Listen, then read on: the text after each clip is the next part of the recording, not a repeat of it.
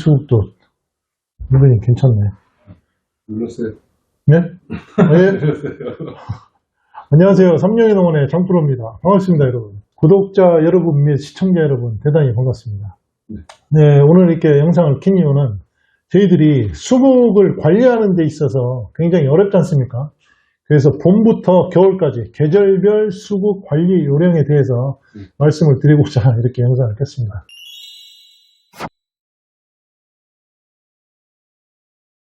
그래서 오늘은 봄에 대한 설명을 먼저 해야 될 것 같아요. 봄에는 어떻게 수국을 관리해야 되는지 말씀을 드릴 건데, 사실은 1시간, 2시간, 3시간 얘기를 해도 모자라죠. 근데 아주 키포인트만 짚어가지고 말씀을 드릴게요. 봄이라고 하면은 몇 월부터 몇 월을 말씀? 봄은 보통 이제 3, 4, 5월 달을 봄이라고 하죠, 보통. 주요 키포인트를 뽑자면 가장 중요한 거는 꽃을 피우기 위한 조건을 발생을 하려면 영양생장 기간이다. 겨울에 에너지를 굉장히 많이 비축을 했어요, 뿌리에. 어떻게 하면 얘네들이 빨리 끌어올려가지고 어떻게 하면 아름답고 건강한 꽃을 볼 수 있을지, 그거는 바로 영양생장 기간에 어떻게 우리가 하느냐에 따라서 많이 달라지겠죠. 그러면 영양생장에서 가장 중요한 거는 영양분이죠. 영양분에는 어떤 종류가 있냐면요, 인공적인 영양분이 있고요, 자연적인 영양성분이 있습니다. 인공적인 부분은 그냥 말 그대로 뭐 거름을 준다거나 유박을 준다거나 알비료를 준다거나 그러한 다양한 화학비료를 주면 되죠.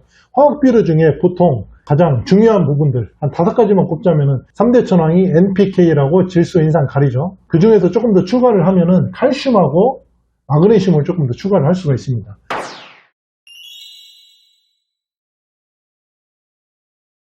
이 화학비료에 대해서 나중에 구체적으로 다시 한번 영상을 찍을 건데, NPK 그리고 칼슘, 마그네슘, 그러니까 이렇게 생각을 하시면 돼요. N, 질소죠. 질소 같은 경우는 이렇게 일파리와 줄기의 성장을 많이 도움을 많이 주겠죠. 일파리와 줄기가 튼튼해야만 꽃을 화려하게 볼 수가 있고요. 그러면 P는 뭔가요? 인산, 꽃에 많이 영향을 줍니다. 그리고 K, 가리 같은 경우는 뿌리에 영양성장을 많이 주죠. 그리고 어떤 결핍이라든지 그런 게 온다면은 칼슘하고 마그네슘을 처방해 주시는 게 좋을 것 같아요. 그래서 그렇게 5대 천왕. 근데 더 중요한 게 있습니다. 5대 화학 비료라고 이렇게 말씀을 드릴 건데, 걔네들을 이 식물에게 가장 적합하게 줄 수 있는 방법은 뭐가 있냐면은 미생물이 꼭 필요합니다, 사실은. 그 미생물이 그 화학 비료를 다 분해를 해가지고 이 아이들한테 영양성분을 공급을 해주기 때문이죠. 미생물은 그냥 자연스럽게 뭐 낙엽 속에도 미생물이 많고, 그리고 뭐 지푸라기나 거름으로 깔아준다거나 하면 미생물이 많겠죠. 인공적인 미생물도 있죠. 인터넷을 이렇게 검색을 하다 보면 다 판매를 합니다. 화학비료가 필요하다고 했는데 전부 다 인터넷을 검색을 하면 전부 다 구매를 할 수가 있어요. 쉽게. 원예, 복합비료 혹은 영양제 이렇게 검색을 하면은 전부 다 구매를 하실 수가 있습니다. 그리고 중요한 게 있죠. 인공적인 거 말고 자연적인 영양분을 얻기 위해서 꼭 필요한 게 3가지가 있습니다. 첫 번째로는 햇빛, 두 번째로는 물, 세 번째는 통풍입니다. 바람. 이 3가지가 꼭 있어야 됩니다. 햇빛은 왜 중요할까요? 광합성 작용을 받아야 식물이 성장을 할 수가 있어요. 그럼 광합성은 뭘까요? 광합성을 받음으로써 식물 자체 내에서 포도당과 산소를 형성을 하게 됩니다. 그럼 그 포도당이 영양분을 만들어가는 거죠. 뭐 탄수화물이라든지 단백질이라든지 섬유질이라든지 녹말이라든지 다양한 영양분을 계속 이 식물 자체적으로 공급을 해주고 발생을 해주는 거죠. 그럼 광합성은 어떻게 만들어지냐면은, 쉽게 설명을 하면 뿌리에서는 물이 공급이 되죠.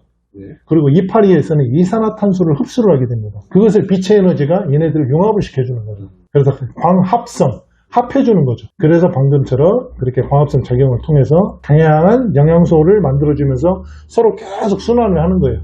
그래서 자연적인 힘만 받더라도 굉장히 건강한 식물을 키울 수 있다는 거죠. 그래서 무지에다 심게 되면 큰 문제가 없어요.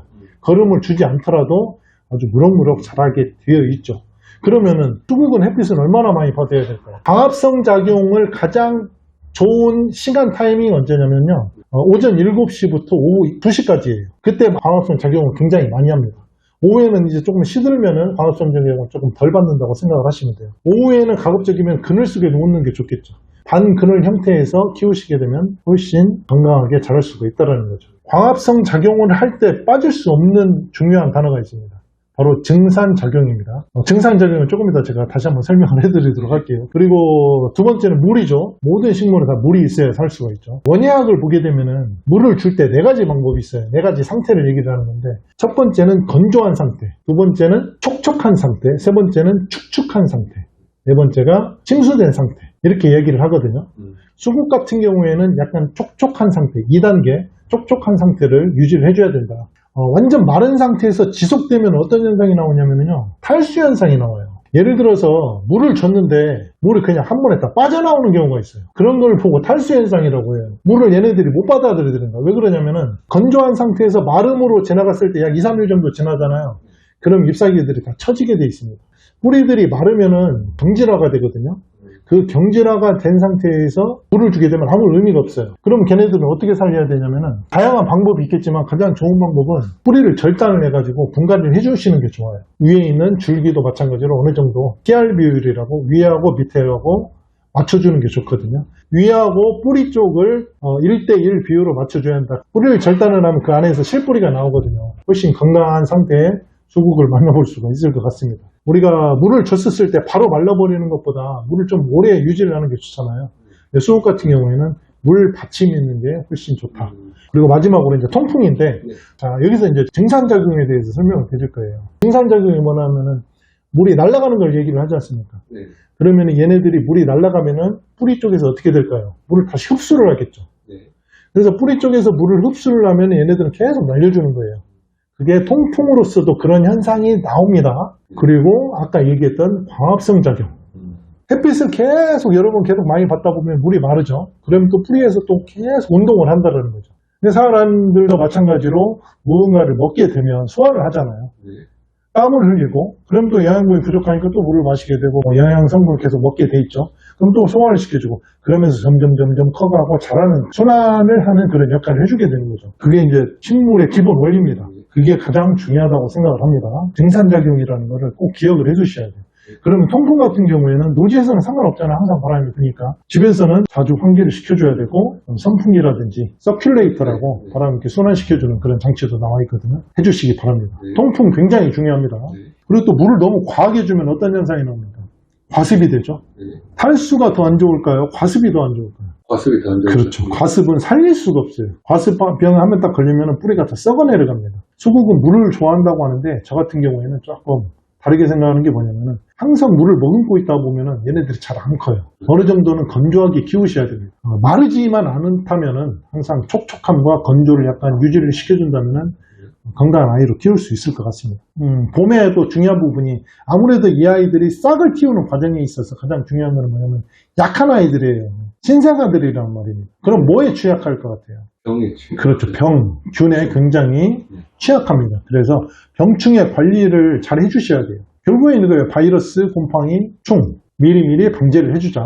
너무 어렵게 가지 마시고 종합살충제, 종합살균제를 처방을 해주시는 게 좋습니다. 언제 해주시는 게 좋냐면은 저희 지역에서는 한 4월 말 정도 마디가 한 두세 대 마디 이파리에 필 때 미리미리 방제를 하고 있습니다. 삽목 같은 경우에는 봄에는 굉장히 삽목이 잘 됩니다. 그냥 여기서 잘라가지고 화분 옆에다 꽂더라도 뿌리가 굉장히 잘 나와요. 봄 삽목은 제가 특별히 언급을 하지 않겠습니다. 워낙 잘 되는 계절이기 때문에. 그러니까 이제 영양 생장을 하는 데 있어서 굉장히 중요하다고 말씀을 드렸는데 봄에 분갈이를 해줘도 괜찮습니다. 근데 언제 분갈이를 하냐면은 새순이 나올 때 그때 분갈이를 하시면 좋고요. 분갈이를 할 때도 마찬가지로 전년도에 분갈이를 안 하셨다면 분갈이를 하시는 게 좋고요. 분갈이를 했다고 치면 코팅비료라든지 뭐 오스모코트라든지 그렇게 처방을 해주시면 좋고요. 만약에 분갈이를 안 하셨다고 하면은 분갈이를 하시는 게 좋은데 더 큰 사이즈의 화분으로 분갈이를 하시는 것도 괜찮고 수국을 꺼냈었을 때 겉에가 거의 나무 색깔 경질화 되어 있는 거는 무조건 절단을 하셔야 돼요. 절단을 하면 무조건 새뿌리, 잔뿌리가 나옵니다. 봄에 노지에다 식재를 많이 하는데 이것이 굉장히 중요합니다. 노지에다 식재할 때 가장 중요한 거는 토양입니다. 토양이 비분이 있는지 없는지 그리고 배수가 잘 되는지 배수가 안 되는지 그게 가장 중요하죠. 비분이 없다면은 약간의 뭐 유박이라든가 거름을 혼합을 해가지고 섞어준 다음에 식재를 하시는 게 좋고요. 배수는 어떻게 확인을 하셔야 되냐면은 화분 크기의 한 3배 정도 구덩이를 한번 파보세요. 그리고 거기에다가 물을 완전 가득 채운 상태에서 가만히 지켜보세요. 1시간 안에 물이 어느 정도 배수가 된다. 그럼 아주 좋습니다. 근데 하루 종일 기다리니까 물이 안 받네.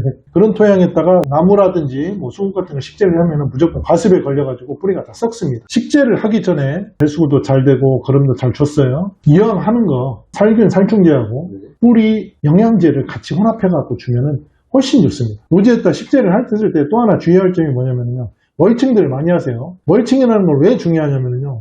대부분 비닐 멀칭을 한 상태에서 술 안 나게 하려고 수국을 심잖아요. 그럼 어떤 현상이 나오냐면은 멀칭을 하게 되면은 그 습이 위에만 있어요. 그럼 수국이 밑으로 뿌리를 뻗는 게 아니라 위로 올라옵니다. 물을 빨아먹으려고 얘네들이 그럼 다 뿌리들이 위로 올라와요.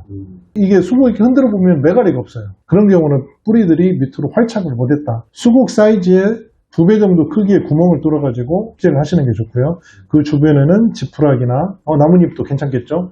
그리고 나무 가지들, 바크라고 하죠. 나무 껍질들 그런 아이들로 아주 얇게 이렇게 멀칭을 해주시는 것도 괜찮다고 보여집니다. 그리고 마지막으로 노지에 식재를 할 때 가장 중요한 부분, 서리 피해를 조심하셔야 돼요. 노지에 식재를 하고 서리가 내려버리면 냉해 피해로 잎이고 뭐고 다 전부 다 물러서 다 죽습니다. 일기예보를 충분히 확인을 하시고 좀 늦게 식재를 하셔도 되니까 제가 봤을 때는 한 5월 초쯤에 수국을 심더라도 꽃은 풍성하게 보실 수가 있습니다. 신나게 떠들었습니다, 여러분. 봄에는 이 정도로만 수국 관리를 하시면은 건강한 수국을 키울 수 있을 거라고 생각을 합니다. 봄부터 겨울까지 이렇게 차근차근 이렇게 제작을 해서 총 4번에 걸쳐서 올릴 건데 그 중에 이제 뭐 삽목이라든지 분갈이라든지 그러한 내용들도 컨텐츠를 별도로 제작을 해서 하나하나 또 올리도록 하겠습니다. 이렇게 한다라는 거는 저희들 방식이고요. 100% 정답은 없는 것 같아요. 여러분들도 이렇게 한번 해보시고 노하우가 있다면 댓글을 통해서 좀 알려주시고 또 궁금한 점이 있다면 마찬가지로 댓글을 통해서 저희들한테 이렇게 알려주셨으면 대단히 감사하겠습니다. 지금까지 삼류의 장프로였고요. 여름 관리 요령에 대해서 또 설명을 할 건데 그때 또 만나겠습니다. 빠빠이. 감사합니다. 고맙습니다. 네.